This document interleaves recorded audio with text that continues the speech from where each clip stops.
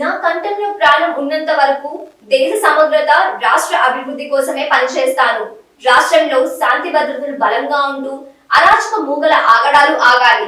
రాష్ట్ర ప్రజల ముఖాల్లో సుఖ సంతోషాలు నింపేందుకు ఎన్ని రాజకీయ ఎత్తుగడలైనా వేస్తాను. నన్ను నమ్మి అతిపెద్ద బాధ్యత అప్పగించిన ప్రజల నమ్మకాన్ని బొమ్ము చేయకుండా పనిచేస్తాను. వారి దగ్గర తలదించుకునే పరిస్థితి ఎప్పుడూ తెచ్చుకోను.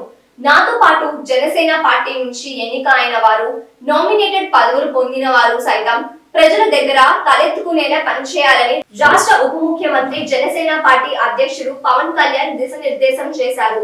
మాజీ ముఖ్యమంత్రి ప్రతిసారి బెదిరింపులకు దిగుతున్నారని, చంపేస్తాం, మేం వస్తే అరెస్టు చేస్తామంటూ బహిరంగంగా మాట్లాడడం ఓ తప్పుడు సంకేతం అన్నారు.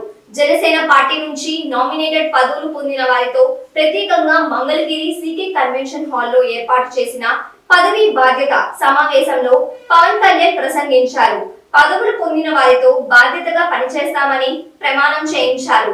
పార్టీ కోసం మొదటి నుంచి క్షేత్రస్థాయిలో కష్టపడిన వారికి, పోరాటాలు చేసిన వారికి తగిన గుర్తింపు ఇచ్చామన్నారు. నామినేటెడ్ పదవులు ఎంపికలో ఎలాంటి సిఫార్సులకు తావు లేకుండా చూశామని, కూటమిలో భాగంగా ఇప్పటి వరకు జనసేనకి రాష్ట్రం మొత్తం మీద 3459 నామినేటెడ్ పదవులు లభించాయన్నారు.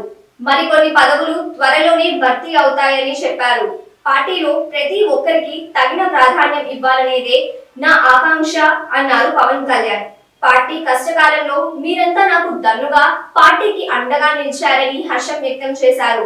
అటువంటి వారికి తగిన గౌరవం ఇవ్వడం సముచితం అన్నారు.